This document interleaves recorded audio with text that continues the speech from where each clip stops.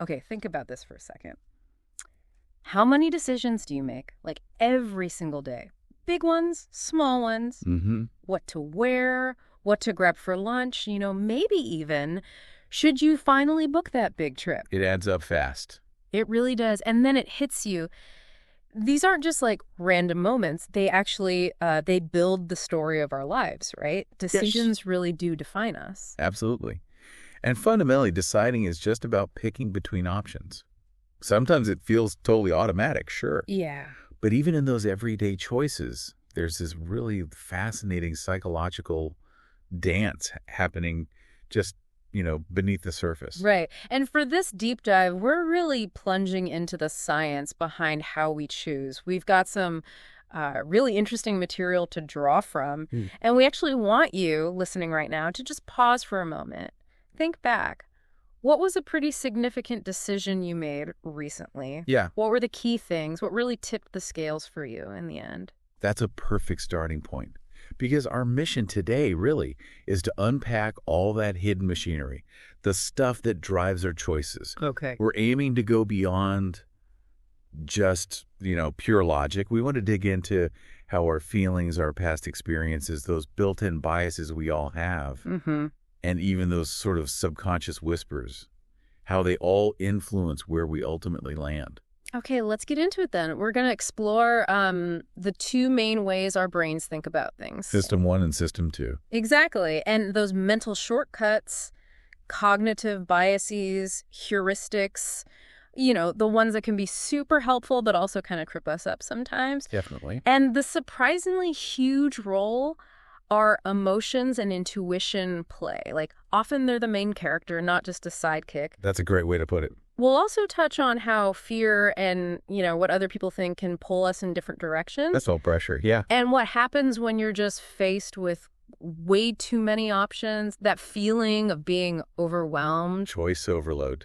It's real. Plus, the tricky side of confidence, how it can help but also hurt. And how just framing a choice differently can totally change how we see it. Mm-hmm. We'll also cover habits that automatic pilot mode and those feelings after we decide, like regret or guilt, Oh, yeah, the aftermath. and that brain drain, decision fatigue. And finally, some really practical, hands-on strategies to just get better at making decisions. Because understanding all this, it's not just about making smarter choices, is it? No, it's deeper. It's about understanding ourselves better, really, and taking maybe a bit more conscious control over our own lives. Precisely. And a great place to start is with Daniel Kahneman's really influential idea about these two systems that govern how we think. Right, Kahneman. System 1 and System 2. So System 1 is the fast one, right? The quick, intuitive, automatic one that's always kind of running in the background. Exactly. System 1 operates incredibly quickly, often without us even noticing it's doing its thing. It feels effortless, Right. requires no real conscious control, and it's constantly scanning our environment. Like recognizing a friend instantly or hitting the brakes fast. Perfect examples. Yeah. Or even finishing common sentences. That's System 1 working efficiently. It handles a huge amount of our daily mental load. That makes total sense. It's like our brain's background operating system for most of the day.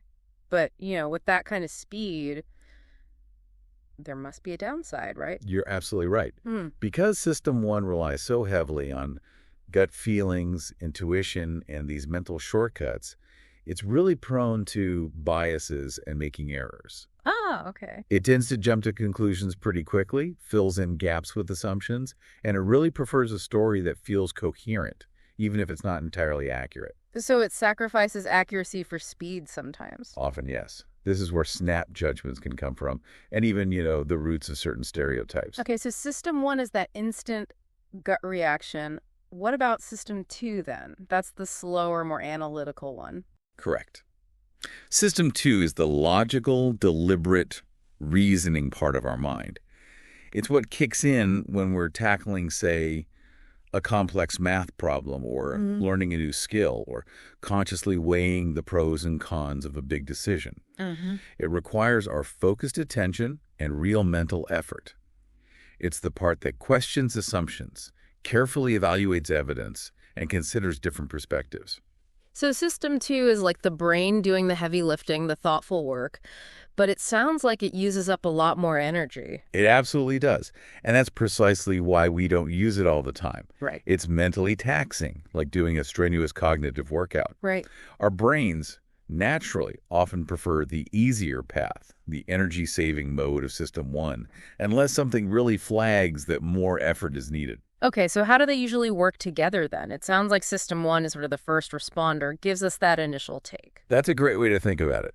System 1 delivers that immediate gut feeling, that first impression, almost instantly. System 2 gets called in when System 1 runs into trouble, basically. When something feels wrong or unexpected, or the situation clearly demands deeper, more careful thought. So it's like a built-in checking mechanism. Kinda, yeah. Uh-huh. A second opinion generated internally when needed. That makes me think of that classic riddle, the bat and ball one. Oh, yeah, I know the one. A bat and ball cost $1.10 total. The bat costs $1 more than the ball. How much is the ball? My brain always screams 10 cents. Yes. Mine too, initially. That's a perfect illustration of the two systems in conflict. Right. System 1 jumps straight to that easy, intuitive, but totally wrong answer. 10 cents just feels right. It's simple. But it's not right. Nope. To get the correct answer, which is 5 cents, you absolutely have to stop, engage System 2, and deliberately do the math. It really shows how easily we lean on that fast System 1, even when it leads us astray. So, okay, both systems are obviously essential, but the key is knowing when to consciously hit the brakes and engage System 2. Precisely.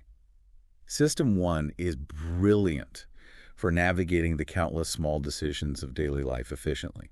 We couldn't function without it. Right.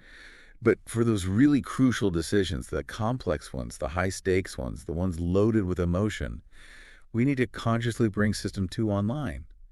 System 1 just tends to dominate otherwise. Okay, so let's say we make that effort. We consciously try to engage System 2 more often. What's the payoff? What's the real benefit for us? Well, by intentionally slowing down and engaging System 2, we just become much more deliberate in our thinking. Mm-hmm. We get better at spotting those mental illusions, recognizing our own biases, which we'll definitely talk more about. Mm-hmm. And ultimately, we make more thoughtful, well-reasoned choices. This isn't just theoretical. It can really improve our relationships, our work, how we assess risks, and just our overall self-awareness. Like having a built-in fact-checker for our gut feelings. Exactly. A way to challenge those initial impulses. That makes a lot of sense. Okay, so speaking of those impulses and potential errors, let's dive into those cognitive biases and heuristics you mentioned, the mental shortcuts. Yes. These are fascinating because they explain so many of the predictable patterns in our thinking errors. Cognitive biases are these systematic ways we deviate from purely rational thought. And heuristics are the shortcuts themselves. Exactly. Heuristics are the mental shortcuts, the rules of thumb our brains use to simplify the overwhelming amount of information we face constantly. They're generally useful adaptations. So why do we even need shortcuts? Why not just analyze everything carefully? Well, imagine trying to consciously process every single piece of sensory information coming at you right now. You'd be paralyzed. Okay, good. Heuristics evolved to help us cope. They allow us to make quick judgments and decisions efficiently without getting completely bogged down. So the heuristics are the brain's fast lane, but the biases are like the occasional wrong turns they cause. That's a really good analogy. Heuristics are the shortcuts. Biases are the systematic errors that can result from relying on them too heavily or in the wrong situations. Right. And it's crucial to remember, we don't really perceive the world objectively. We perceive it as it feels to us. And these shortcuts heavily shape those feelings and perceptions. Okay, let's get into some specific ones. Confirmation bias, that's a big one, right? Where we tend to look for stuff that proves what we already think. Precisely. We have this powerful, often unconscious tendency to seek out, interpret, and remember information in a way that confirms our pre-existing beliefs. And we ignore the stuff that doesn't fit. Or we dismiss it, yeah. Think about how people search for news online that aligns with their political views, or how easily we can fall into social media echo chambers. Or someone convinced a certain diet works will latch on to success stories and discount studies showing it doesn't. It makes us feel consistent, but it can really limit our perspective. Okay. And what about the availability heuristic? That sounds like it's about what easily comes to mind. Exactly. We tend to judge the likelihood or frequency of an event based on how easily examples of it spring to mind. So, like, hearing about a plane crash makes flying seem riskier than driving, even though statistically. Perfect example. Plane crashes are rare, but incredibly vivid and dramatic. Car accidents are far more common, but less memorable. So the dramatic event is more available in our memory, making us overestimate its probability. Shark attacks are another classic one. Right, got it. Vividness distorts our sense of risk. Okay, anchoring bias. I think that's about the first pieces of information we get. You're on the right track. Anchoring bias is our tendency to over-rely on the very first piece of information offered, the anchor, when making decisions. Like in negotiations. Exactly. If a seller starts with a really high price for a car, that initial number, even if it's ridiculous, can unconsciously anchor your perception of the car's value, making subsequent lower offers seem more reasonable than they might otherwise. Salary negotiations, too. Ah, that explains a lot. Okay, status quo bias. That sounds pretty straightforward, liking things the way they are. Pretty much. We have a built-in preference for keeping things as they are, a resistance to change, even if the change might be objectively better for us. Like sticking with the same old phone plan forever. Or the same route to work, even if there's a quicker one. Mm. Or even holding on to opinions just because they're familiar. The comfort of the known often outweighs the potential benefit of the unknown. And then there are the halo and horn effects. That's about one trait coloring our whole view of someone. Correct. The halo effect is when one positive trait, say, someone is physically attractive or speaks confidently, leads us to assume they have other positive qualities, like being intelligent or competent. Mm-hmm. The horn effect is the flip side. One negative trait we notice can lead us to view the person negatively overall, influencing our judgment of their other characteristics. Hiring decisions are often affected by these. Wow. It's kind of unsettling how many of these operate without us even realizing it. That's one of the most important takeaways. These biases often work automatically, below the level of conscious awareness. Our judgments feel perfectly logical and natural to us, even when they're being subtly skewed by these shortcuts. So these biases really worm their way into almost everything we do. They really do. They influence how we vote, what we buy, who we trust, how we see ourselves, our relationships, our beliefs, our goals. Oh. Even what we end up regretting later on. Okay, so if we can't totally eliminate them, what can we do? How do we manage them? Well, awareness is absolutely the first most crucial step. Just knowing these biases exist and how they tend to work is huge. Right. Then it's about consciously trying to slow down our thinking, especially for important decisions. When you have a strong gut reaction or feel really certain about something, pause. And question it. Yeah, question it. Ask yourself, am I just looking for evidence that confirms what I already think? Is this decision based on one vivid story or broader data? Am I resisting this just because it's different? So becoming aware helps us be more mindful, more deliberate thinkers. Exactly. It helps us untangle facts from feelings a bit better. It encourages curiosity and openness to different views. And ultimately, understanding these biases helps us make choices that are more grounded in reality, which can really shape a better life. This is fascinating. We often think decision-making should be purely logical, weighing the pros and cons. But it sounds like emotions are way more involved than we might think. Oh, absolutely. While we love the idea of being purely rational, the reality is that emotions aren't just like backseat drivers in decision-making. Often they're in the driver's seat. So they guide us before logic even fully kicks in sometimes. Frequently, yes. Mm-hmm. We often decide based on how we feel, and then our logical brain comes in afterwards to justify that feeling. Interesting. Antonio Damasio's work here is really key. His somatic marker hypothesis suggests that our bodies actually generate these emotional signals, he called them somatic markers, that are crucial for guiding our choices, often subconsciously. Somatic markers, like gut feelings. Exactly like gut feelings. Think of it as your body's way of giving you a quick, precognitive heads up. When you consider an option linked to past negative experiences, you might get that subtle pit in your stomach, a feeling of unease. That's a negative somatic marker. Uh-huh. Conversely, contemplating something associated with positive past outcomes might give you a feeling of ease or excitement, a positive marker. These feelings act as quick guides. So it's not just some vague mystical intuition then. There's a biological basis. Precisely.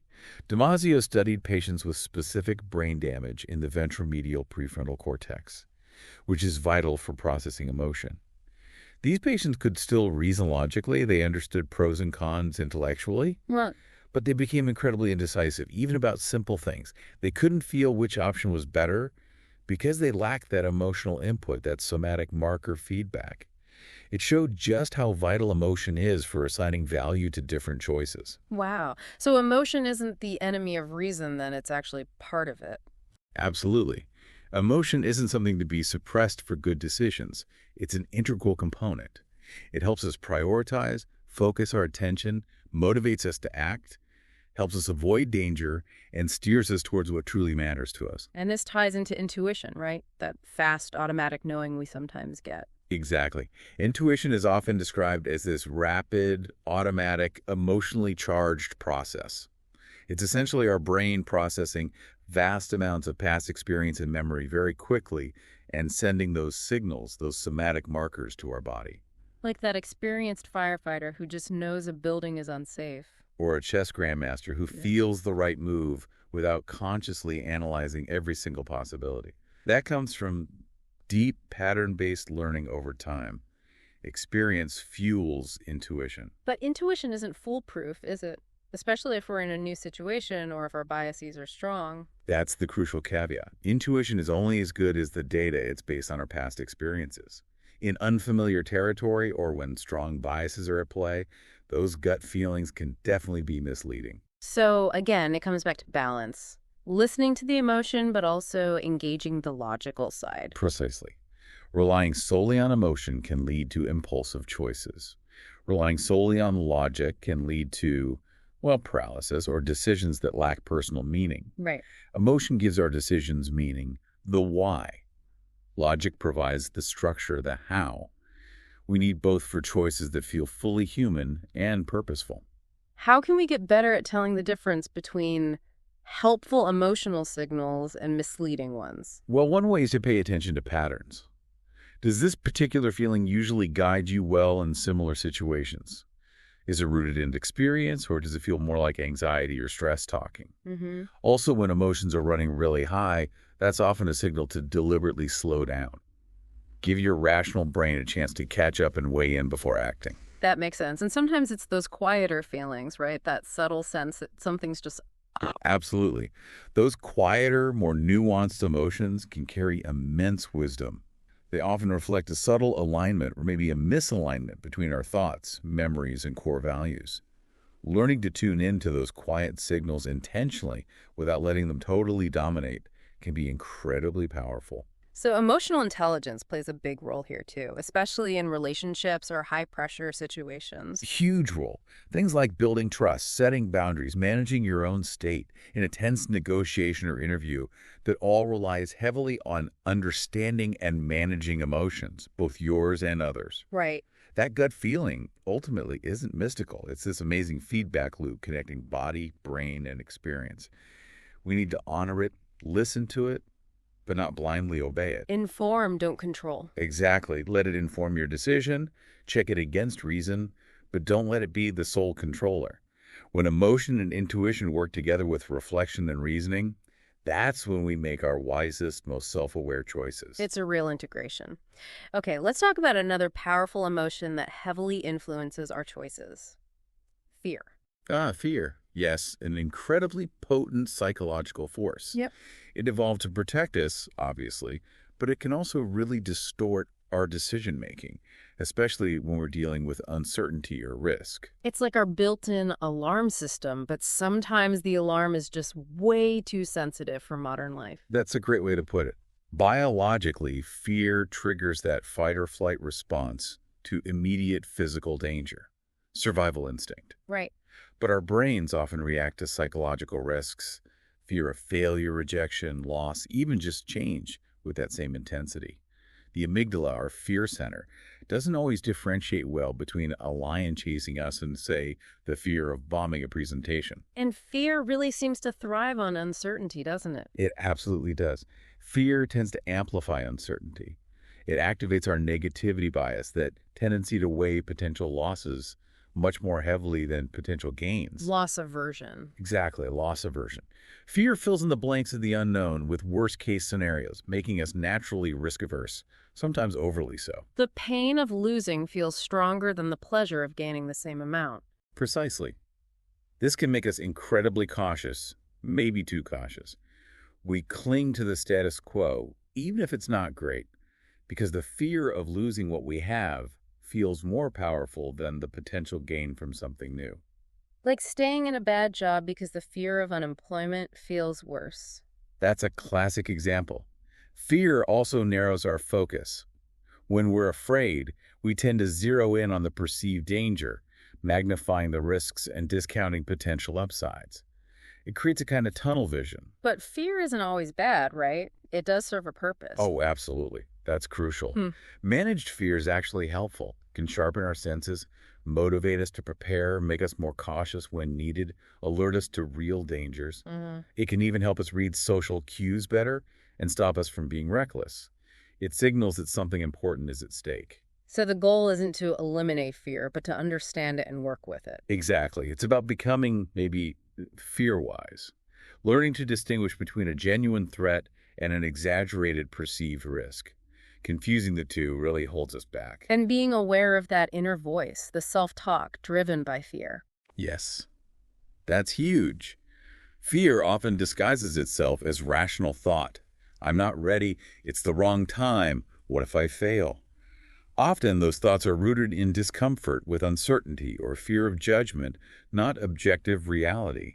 If we don't examine them, they shape our choices. And knowing our own tolerance for risk is important too, because it varies so much. Definitely. Understanding your personal comfort zone with risk helps you make choices aligned with your values, not just driven by your fears.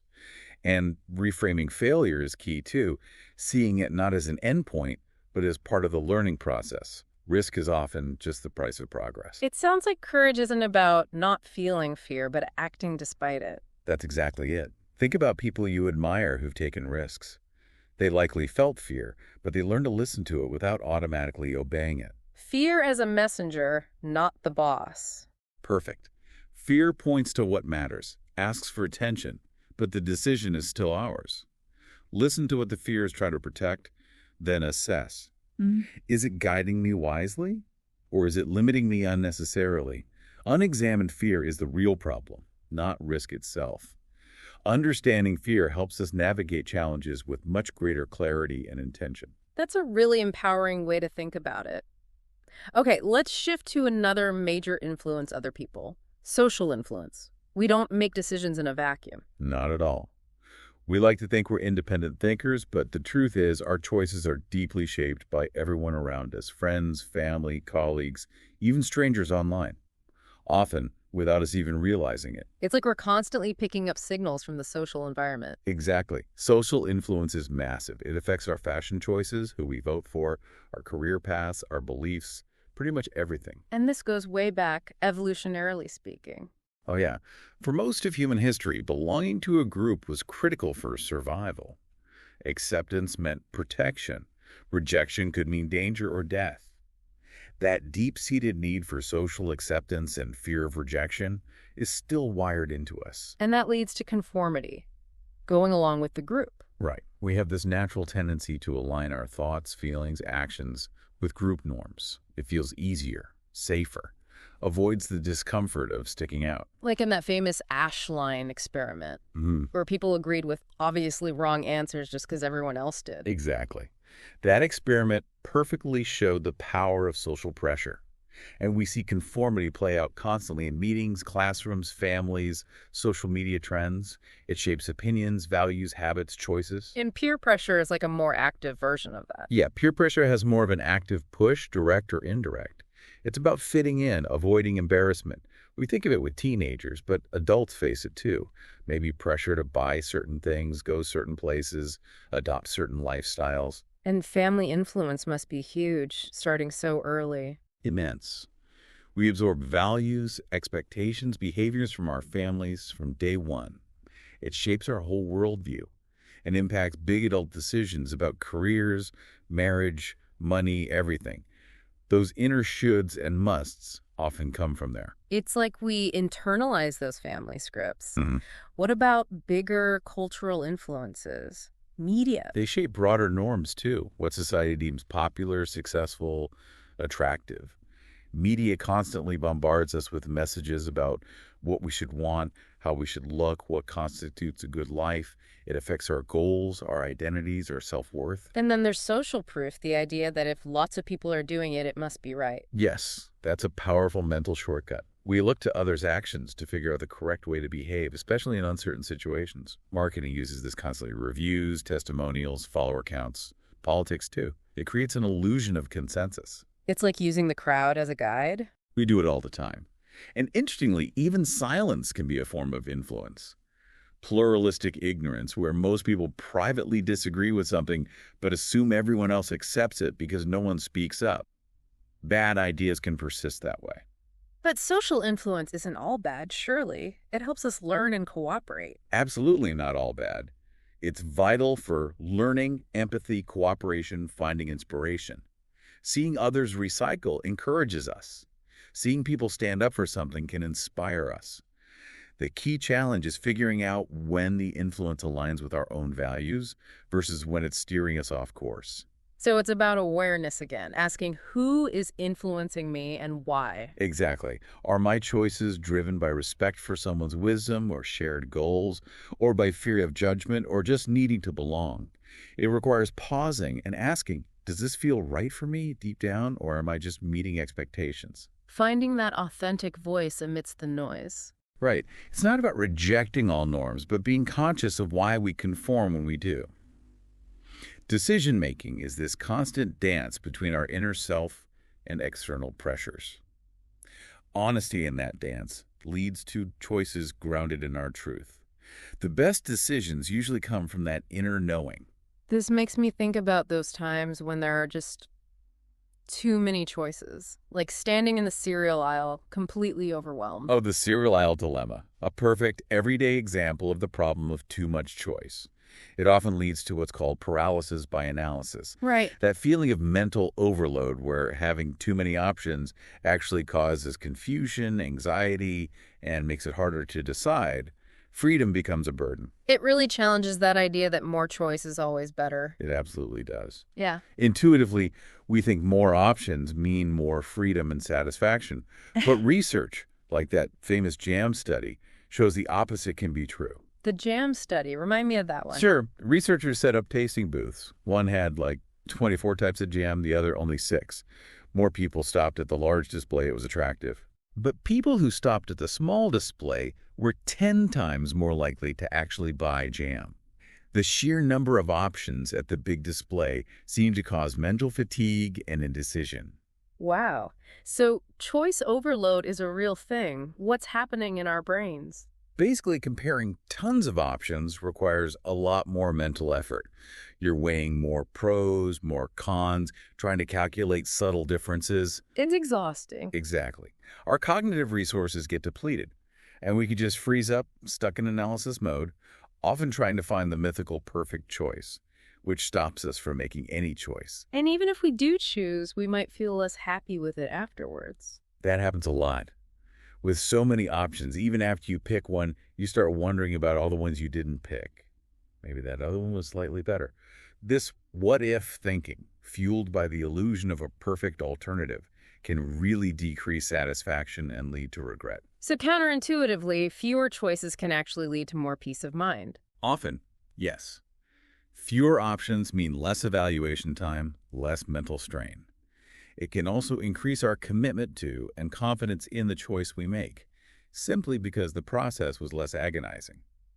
I've heard about satisficers versus maximizers in this context. Yes, that's a key distinction. Satisficers aim for good enough. They choose the first option that meets their core criteria. Maximizers feel compelled to find the absolute best option, comparing everything meticulously. And satisficers tend to be happier. Research suggests they generally are. Maximizers often experience more stress during the decision process and more regret afterward, constantly wondering if they could have done better. It's an exhausting way to operate. And FOMO, fear of missing out, must pour gasoline on that fire, especially online. Absolutely. The constant awareness of potentially better options elsewhere fuels procrastination and anxiety. Algorithms constantly feed us more choices, contributing to this mental exhaustion. Okay, so how do we escape this paralysis? What are the practical strategies? Well, first, consciously recognize that more isn't always better. Intentionally limit your options. Set criteria and only consider things that meet them. Be deliberate about narrowing the field. Exactly. Second, trust your gut sometimes. If something feels right after reasonable consideration, don't overanalyze it into oblivion. Third, accept trade-offs. No choice is perfect. Choosing one thing means not choosing others. Right. Fourth, remember action often beats perfection. Making a good enough choice and moving forward is usually better than waiting indefinitely for the perfect one. And finally, find satisfaction and commitment to your choice, not just in the selection process itself. So focus on making the chosen path work rather than endlessly second-guessing. Precisely. Life rewards action and learning, not just finding the absolute theoretical optimum. Find clarity by simplifying. Find peace by committing. That's really practical advice. Okay, let's switch gears to something that can be both a huge help and a huge hindrance. Yes, confidence. It's definitely a double-edged sword when it comes to making decisions. On the one hand, it's often essential. It's what turns hesitation into action, signals belief in our choices. You need confidence to take risks, to lead, to act on your beliefs? Absolutely. It provides momentum. But the problem arises when our confidence level doesn't actually match our competence or the reality of the situation. Right. High confidence doesn't mean you're right. Exactly. And that leads to the overconfidence effect, this pervasive bias, where we tend to overestimate our own knowledge, abilities, or the accuracy of our judgments. We often think we know more than we actually do. I remember those studies where people were asked trivia questions and were way more confident in their wrong answers than they should have been. Classic examples. Wow. And it happens across the board. People overestimate their driving skills. Doctors sometimes overestimate diagnostic accuracy. Investors overestimate their ability to time the market. It's not about intelligence. It's our brain craving certainty. And the costs of overconfidence can be huge, right? Bad investments, poor planning. Absolutely. It can lead to taking unnecessary risks, ignoring warning signs, poor preparation. History is full of examples of overconfident decisions leading to disasters. And isn't there that Dunning-Kruger effect, too, where the least competent people are often the most confident? That's right. It's fascinating. People with low competence in an area often lack the self-awareness, the metacognition to even recognize their own shortcomings, leading them to overestimate their abilities. Well, experts are sometimes less confident because they know how much they don't know. Exactly. They have a better grasp of the complexities and uncertainties, which highlights the value of intellectual humility. Humility. So being aware of the limits of your own knowledge. Precisely. Humility creates space for curiosity, for seeking other perspectives, for being willing to change your mind. It's about grounded confidence, not inflated ego. You can be confident in your ability to learn while being humble about what you currently know. So how do we guard against our own overconfidence? Several things help. First, recognize that the feeling of certainty isn't proof of correctness. Actively challenge your assumptions. Seek disconfirming evidence. Don't just look for proof you're right. Exactly.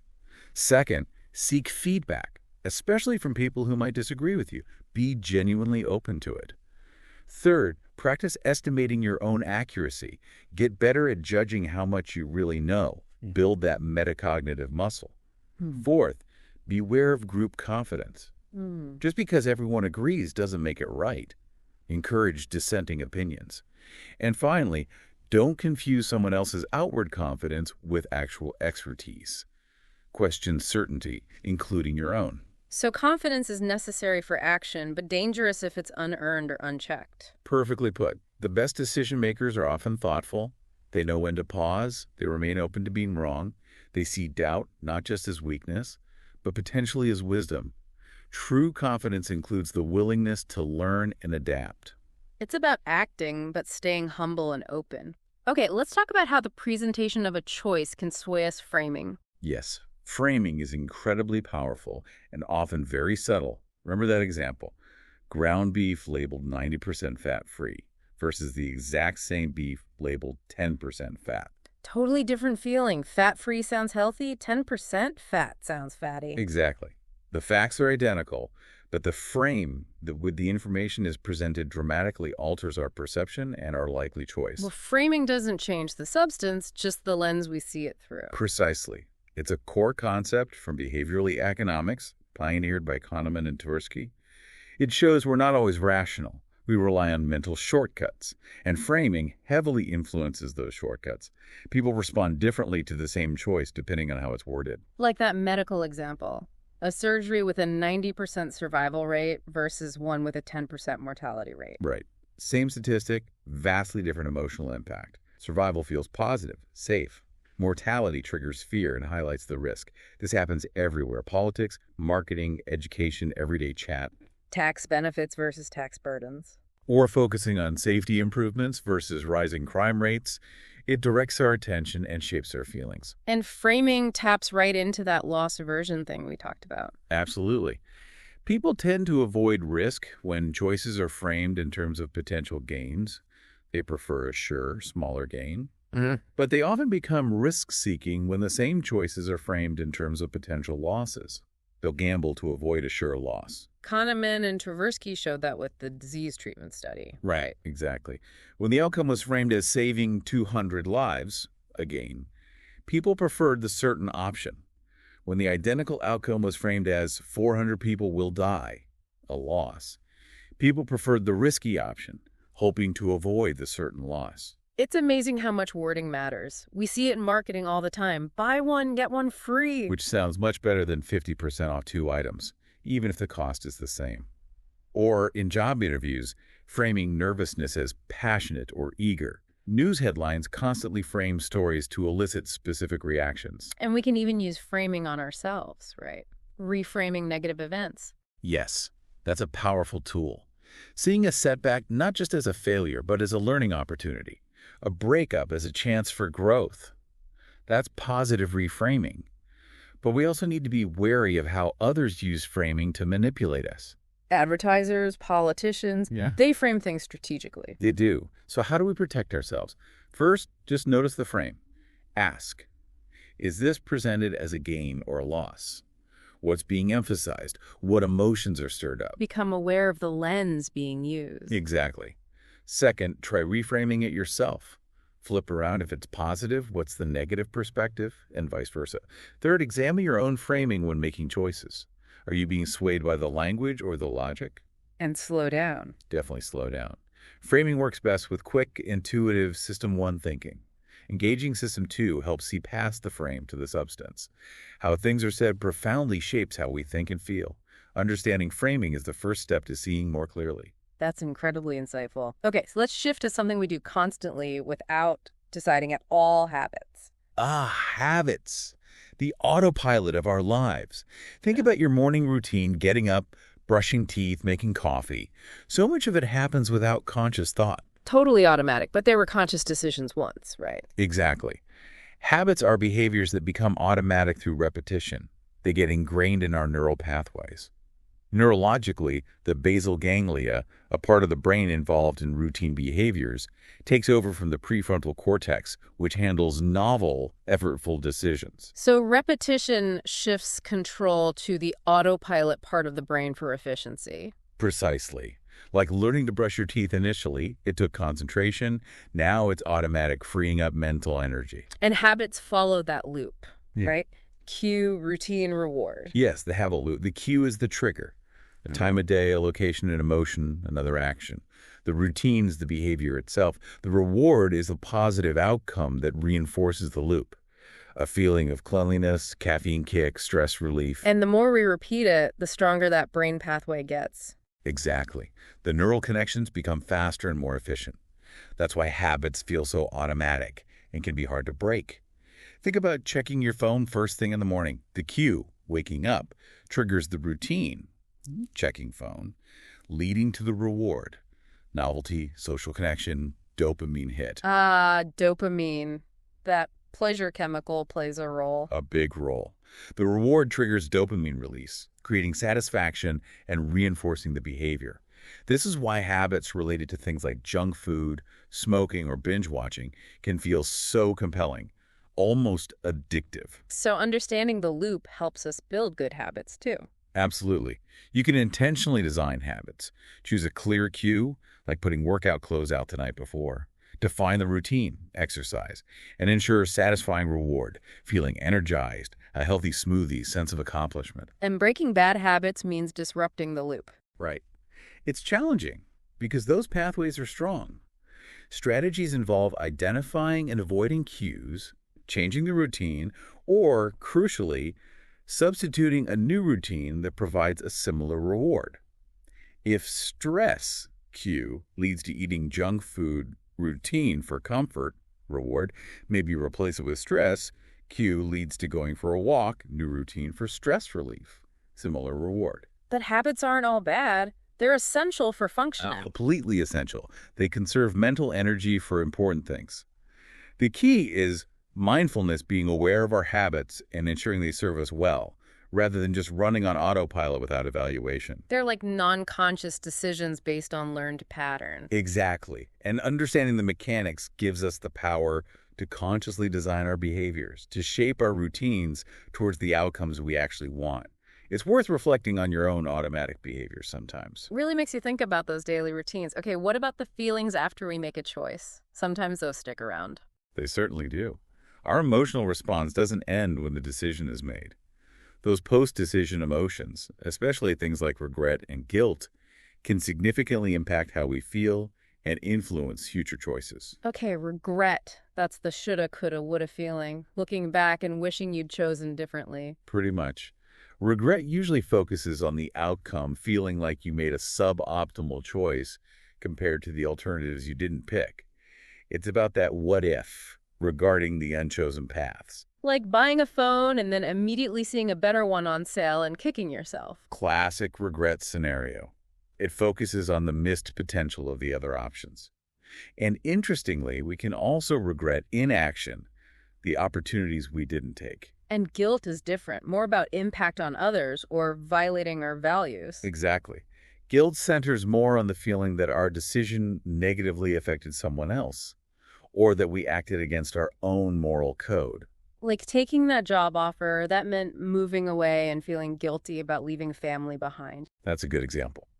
Or maybe snapping at someone impulsively and feeling guilty afterwards because it wasn't kind. Regret is often inward-looking. I missed out. While guilt is more outward or values-focused, I caused harm or I wasn't true to myself. And these feelings don't just fade away, they shape future decisions. They act as feedback loops. Regret, used constructively, can be a teacher. That bad phone purchase might make you research more carefully next time.